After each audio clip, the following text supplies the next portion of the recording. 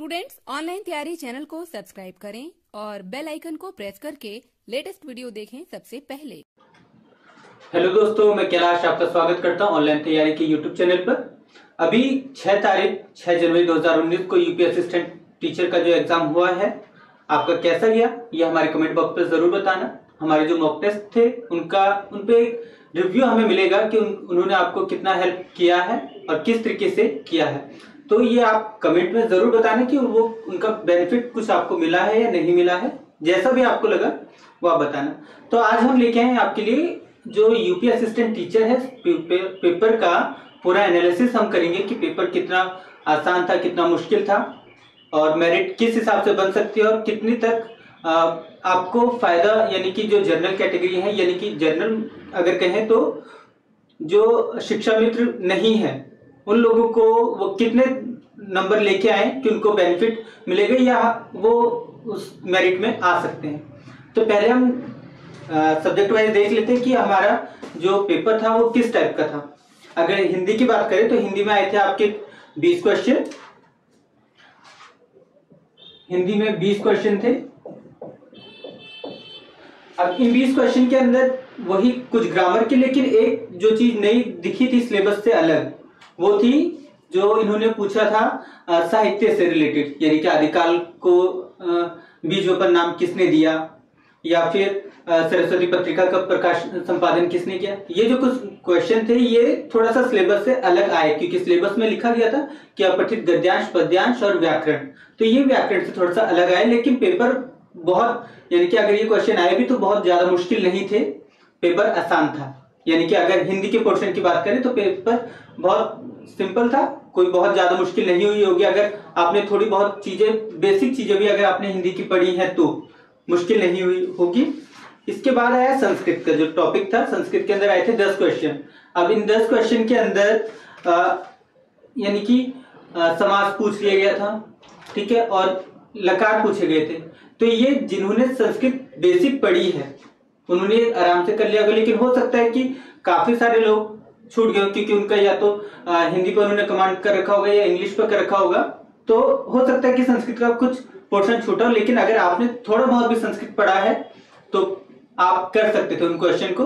Common sense अगर आप अपना यूज करते तो हो जाता। इंग्लिश का भी वही था।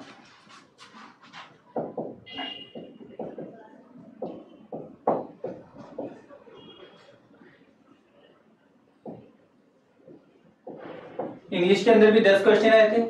अब इन 10 क्वेश्चन के अंदर भी यानी कि बहुत मुश्किल नहीं था, आप थोड़ी बहुत प्रैक्टिस करके इंग्लिश के क्वेश्चन कर सकते थे। अब अगर हम करें, जो अगला पॉइंट था इसका सोशल साइंस का, यानी सामाजिक अध्ययन और पर्यावरण का, तो इसमें कुछ क्वेश्चन, एक दो क्वेश्चन अगर कहें तो थोड़ा मुश्किल थे, या फिर हो सकता है जिन्होंने थोड़ा डीप जाके पढ़ा हो वो कर पाए हो। वरना पेपर अगर इसकी एवरेज इसका निकाले कि बहुत ज्यादा मुश्किल था, बहुत आसान था, ऐसा नहीं। पेपर सोशल साइंस का, यानी सोशल जो सामाजिक अध्ययन और पर्यावरण वाला जो पोर्शन था वो भी इजी था। अब जैसे कि अगर एक क्वेश्चन देखें कि साइमन कमीशन के विरोध में प्रदर्शन करते हुए लाठीचार्ज के दौरान किसकी हत्या हो गई थी या किसका निधन हो गया था। ये बहुत सिंपल क्वेश्चन है। या किसी ने अगर कभी स्वाधीनता आंदोलन को थोड़ा भी ढंग से पढ़ा हो तो आराम से पता चल जाए कि लाला लाजपत राय को जब वो प्रदर्शन हो रहा था तो उनके सर पे किसी ने डंडे से वार कर दिया था, जिस वजह से उनकी मृत्यु हो गई थी। तो ये बहुत आसान टाइप के पेपर था कि आप 10 क्वेश्चन पूछ रहे हैं, 10 में से भी आप 7 या 8 क्वेश्चन आपके इस टाइप के हैं कि वो कोई भी बच्चा अगर थोड़ा सा भी उसने पढ़ा है तो कर सकता था। हाँ, कुछ एक क्वेश्चन जैसे थोड़ा सा अगर कहें तो मुश्किल था कि जो भारत में गरीबी का आकलन किस आधार पर किया जाता है। अब ये इस क्वेश्चन में ज्यादातर लोगों का हो सकता है कि उन्होंने ऑप्शन लगाया हो कि प्रति व्यक्ति आय के हिसाब से, लेकिन ये आंसर गलत है। जो भारत के अंदर गरीबी का आकलन किया जाता है वो किया जाता है कि जो परिवार का उपभोग व्यय क्या है, वो कितना कंज्यूम करता है और उस पर जो भी वो चीजें उपभोग करता है उस पर व्यय कितना कर रहा है। तो इसका आंसर था कि परिवार का उपभोग और व्यय। तो एक दो क्वेश्चन आपके कुछ मुश्किल थे इसके अंदर, सामान्य अध्ययन, पर्यावरण और सामान्य अध्ययन के अंदर, ठीक है। इसी तरीके से एक अगर बहुत आसान की बात करें तो एक काकोरी षड्यंत्र कांड पे एक प्रश्न आया था कि ये कब हुआ था।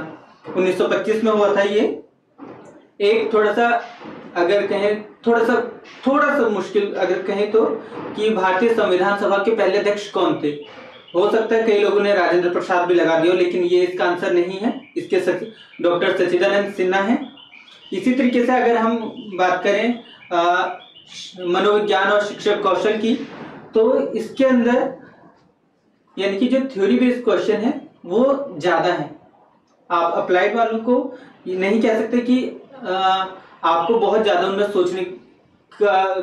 सोचना पड़ा है, ऐसा कुछ नहीं था। बहुत आसान से क्वेश्चन थे।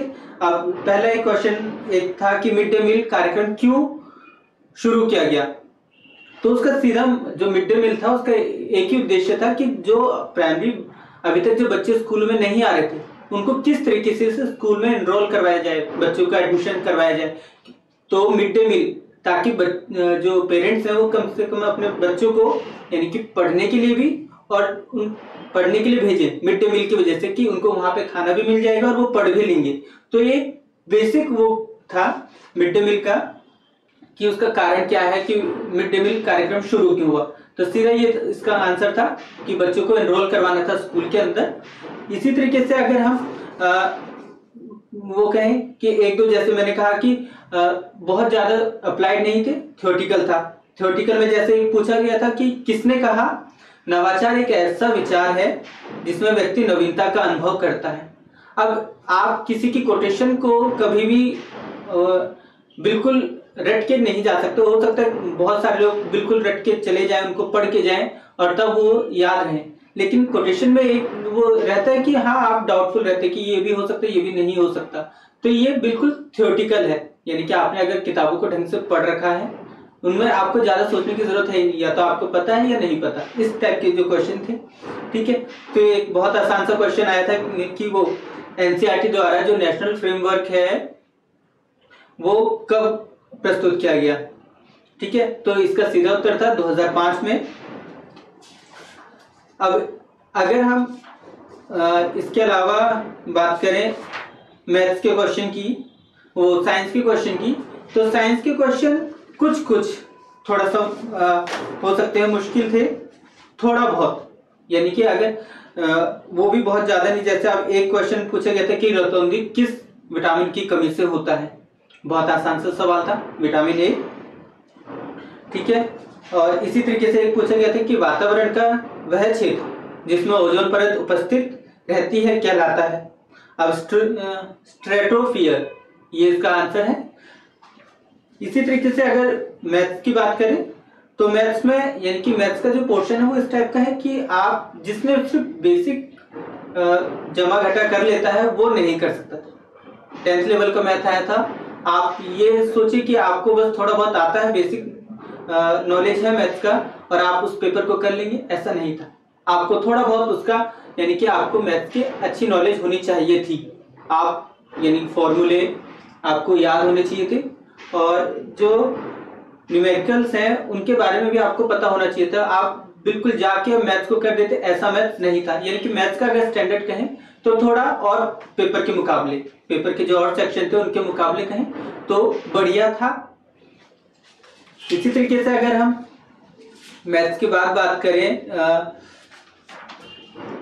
क्या कहते हैं सामान्य ज्ञान, करंट अफेयर्स की, तो इसके अंदर जो क्वेश्चन आए थे वो मतलब यानी कि हिस्ट्री वाला जो पोर्शन था उससे कुछ क्वेश्चन आए थे। अब जैसे पूछा गया था कैलाशनाथ मंदिर का निर्माण किसने किया, ये क्वेश्चन थोड़ा सही था, ठीक है। अब इसी तरीके से जो इंडेक्स वाले क्वेश्चन पूछे गए थे, दो क्वेश्चन आए हैं इंडेक्स वाले कि ग्लोबल हैप्पीनेस इंडेक्स में भारत का रैंक क्या है। ये क्वेश्चन ये था। इसके अलावा एक क्वेश्चन पूछा गया था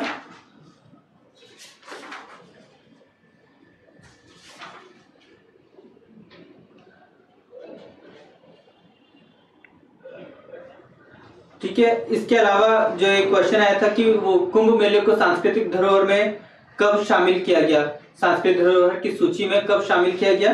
तो ये क्वेश्चन थे।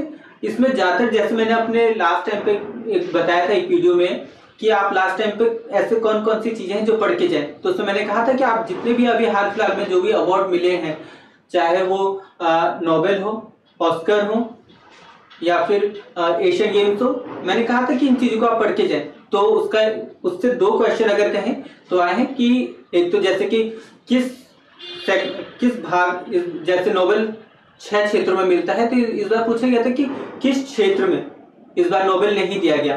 तो उसका उत्तर था साहित्य। इस बार साहित्य में नोबेल पुरस्कार नहीं दिया गया। इसी के साथ ही ऑस्कर फिल्म, इस बार ऑस्कर फिल्म का अवार्ड बेस्ट ऑस्कर फिल्म का अवार्ड किसको मिला, वो एक क्वेश्चन है। ठीक है, और स्टैच्यू ऑफ यूनिटी, इसकी हाइट कितनी है, ये एक क्वेश्चन है।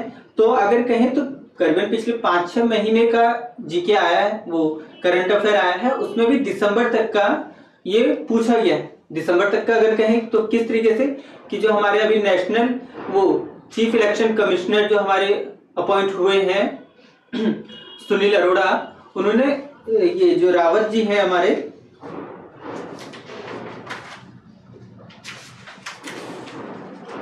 ओपी रावत, इनकी जगह सुनील अरोड़ा ने अपॉइंट किया है, चीफ इलेक्शन कमिश्नर बने हैं वो भारत के 23वें।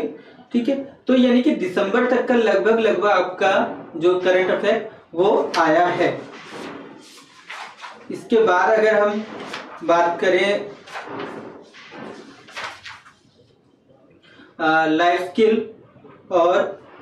स्किल की, रीजनिंग की, और उसके बाद कंप्यूटर की, आईसीटी की। तो लाइफ स्किल के अंदर जो क्वेश्चन आए हैं वो भी बहुत मुश्किल नहीं है। हमने अपने जितने भी अभी तक जो मॉक टेस्ट हम लोगों ने बनाए थे उसके अंदर जो अभिप्रेरणा, सहानुभूति, दंड और पुरस्कार या जीवन कौशल का उद्देश्य, इनके ऊपर बहुत सारे क्वेश्चन हमने बनाए थे। अगर आपने वो अटेम्प्ट किए होंगे तो पक्का है कि आपने ये आराम से कर लिए होंगे। ठीक है, एक इसी में आया था कि शिक्षा का अधिकार कब से प्रभावित हुआ, यानी कि जैसे इसका जो अमेंडमेंट था, यानी कि संविधान में 2009 संसद के अंदर 2009 में आ चुका था, लेकिन लागू 2010 से हुआ था, 1 अप्रैल 2010 से हुआ था। ठीक है, तो इसी तरीके से क्वेश्चन आए। और जो अगर हम उनकी बात करें रीजनिंग की, तो रीजनिंग के क्वेश्चन भी बहुत लेवल के थे, यानी कि बहुत हाई लेवल नहीं है। आप थोड़ा बहुत भी रीजनिंग करना जानते हैं तो कर सकते थे। कंप्यूटर के क्वेश्चन बहुत इजी थे। अब जैसे कि ये पूछना कि प्राइमरी मेमोरी क्या होती है कंप्यूटर की, तो बहुत आसान सा सवाल था कि रोम कंप्यूटर की प्राइमरी मेमोरी होती है।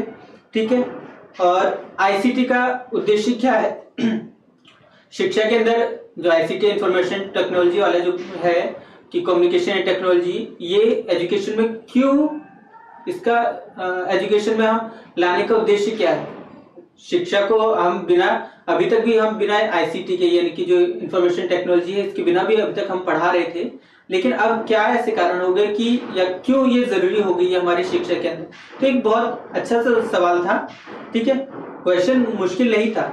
अगर कहें तो कि स्मार्ट स्कूलों की स्थापना के लिए एक तो ये कारण है, दूसरा शिक्षकों की क्षमता बढ़ाने के लिए। अभी तक क्या था कि जो हमारे शिक्षक थे या टीचर्स थे, वो एक थ्योरी को बेस बनाते थे, उसके हिसाब से पढ़ाते थे। लेकिन अभी क्या होगी कि अभी टाइम जितना ज्यादा चेंज हो रहा है, उसके हिसाब से हमारा एजुकेशन जो सिस्टम है उसको भी बदलना बहुत ज्यादा जरूरी है। तो उसी के लिए आईसीटी को एजुकेशन के अंदर लाया गया है। तो इसका जो ऑप्शन सही उत्तर था वो था A और B दोनों, यानी कि दोनों ही जो है कि स्मार्ट स्कूल की स्थापना करना और शिक्षकों की क्षमता को बढ़ाना, दोनों ही इसके आंसर हैं। ठीक है, तो पेपर यानी कि कहें तो बहुत ज्यादा मुश्किल नहीं है। अगर इस तरीके से देखा जाए तो लगभग आप 50 या 60% जो पेपर है वो बहुत आसान था। उसके बाद धीरे धीरे कुछ क्वेश्चन का लेवल उन्होंने बढ़ाया है, ताकि सभी लोग जिन्होंने बहुत अच्छी तैयारी करी है वो भी, और जिनका तैयारी थोड़ा कम है, दोनों ही लोग पेपर को दे पाए। ठीक है, तो इस बार जैसे कि आपको पता तो होगा कि इस बार कट ऑफ ने नहीं आना, कट ऑफ नहीं बनेगी इस बार मेरिट बनेगी। और तो मेरिट का क्या हिसाब है, किस तरीके से मेरिट बनेगी, ये एक बार हम देख लेते हैं।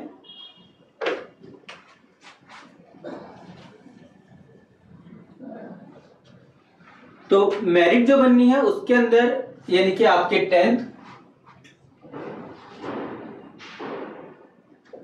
10th के 10% मार्क्स, 12th के 10% मार्क्स,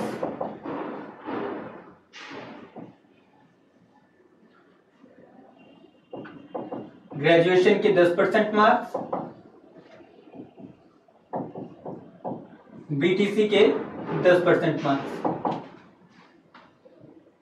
और जो आपका पेपर हुआ है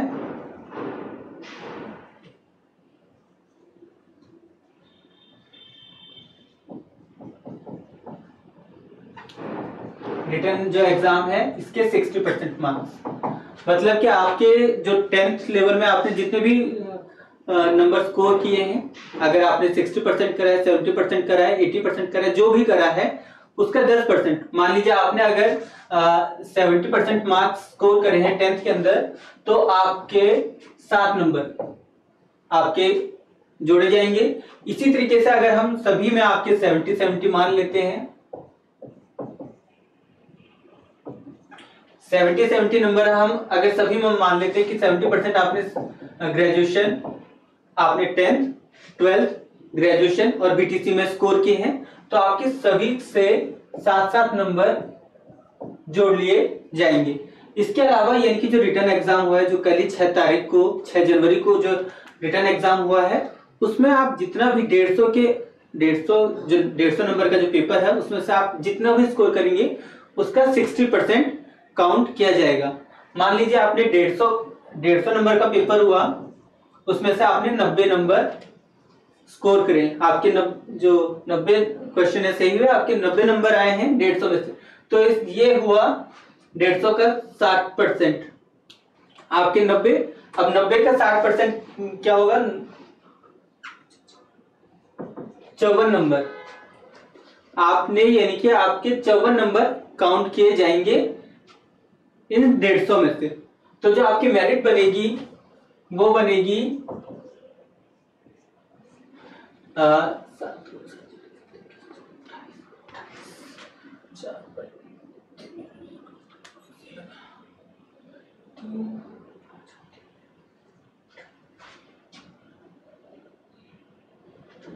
आपके यानी कि 82 नंबर बनेंगे। तो इन 82 नंबर के हिसाब से मेरिट बनेगी। तो जो मेरिट का कैलकुलेशन होगा वो इस तरीके से होगा। साथ ही ये है जो नॉर्मल बच्चे जो शिक्षा मित्र नहीं है, लेकिन शिक्षा मित्र जो है, जो वहां पे है, उनके साथ क्या उनको बेनिफिट है कि उनके 2.5 पर ईयर या फिर टोटल 25 नंबर, मैक्सिमम उनको 25 नंबर दिए जाएंगे। अब जो भी उनका ज्यादा बैठेगा या जो भी उनका कम बैठेगा उसके हिसाब से उनको नंबर दिया जाएगा। अगर मान लीजिए उनका 2.5 है, 10 साल उनका वो है शिक्षा मित्र पे लगे हुए उनको हो गया, तो उनके 25 नंबर जो बनेंगे, तो शिक्षा मित्र के साथ 25 नंबर और जुड़ जाएंगे, अब वो हो जाएगा 107 नंबर। तो ये पूरा मेरिट का कैलकुलेशन है कि किस तरीके से मेरिट बननी है। तो अब आपको कितना स्कोर आपके लिए बहुत बेनिफिट करेगा कि आप कम से कम इतने नंबर, 150 में से इतने नंबर लेके आ जाएं कि आपको जो शिक्षा मित्र को जो बेनिफिट मिलने वाला है उससे आपको इफेक्ट ना हो। तो आप 150 में से कम अगर आप जनरल कैटेगरी के जो बच्चे हैं उनके लिए आप 115-120 नंबर अगर आप लेके आते हैं, जनरल के लिए 115 से 120, ठीक है, क्योंकि जिस हिसाब से पेपर है उस हिसाब से ज्यादा संभावना है कि लगभग जो मेरिट बनेगी वो ऊपर जाएगी, क्योंकि पेपर बहुत आसान था। ठीक है, शिक्षा मित्र को बेनिफिट है, लेकिन तब भी तैयारी हर कोई करके गया है। पेपर जिस तरीके से आप लोगों ने देखा है, करा है, तो आपको बहुत पता चल गया होगा कि मेरिट किस तरीके से बन सकती है। तो कम से कम आप लोगों के लिए 115 से 120 नंबर होना जरूरी है जनरल कैटेगरी के लिए। ओबीसी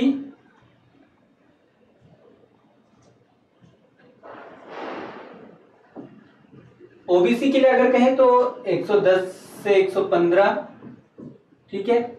इसी तरीके से अगर SC ST के लिए कहें तो उनके लिए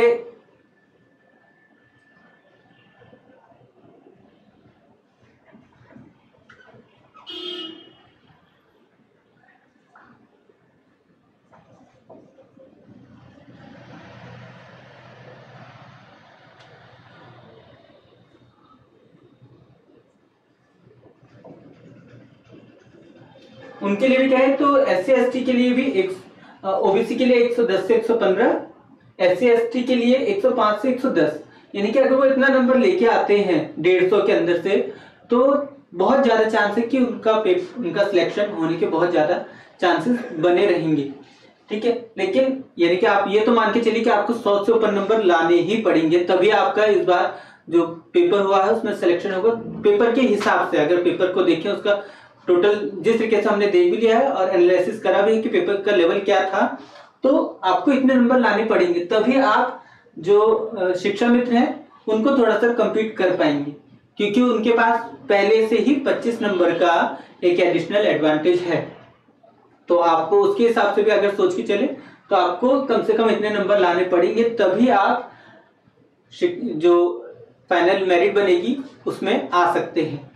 तो आज का जो हमारा वीडियो था कि पेपर एनालिसिस कैसा, किस टाइप का पेपर आया था और बच्चों को कितने जो मेरिट है किस हिसाब से बनेगी और बच्चों आपको कितने नंबर लाने पड़ेंगे या स्कोर करना पड़ेगा कम से कम।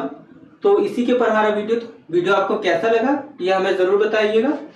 इसके लिए कमेंट जरूर करना। हमारे YouTube चैनल को आप सब्सक्राइब करिए अगर अभी तक आपने नहीं किया है तो। साथ ही जो पूरे पेपर का आंसर की है वो आपको हमारी साइट पे मिल जाएगी, आप वहां से जाके अपने पेपर को चेक कर सकते हैं। और वो जो आंसर की है वो बिल्कुल यानी कि उसमें सभी क्वेश्चन का पूरा चेक करके आंसर की बनाई गई है, तो आप उनको वहां से जाके डाउनलोड कर सकते हैं या देख सकते हैं, अपने पेपर को चेक कर सकते हैं।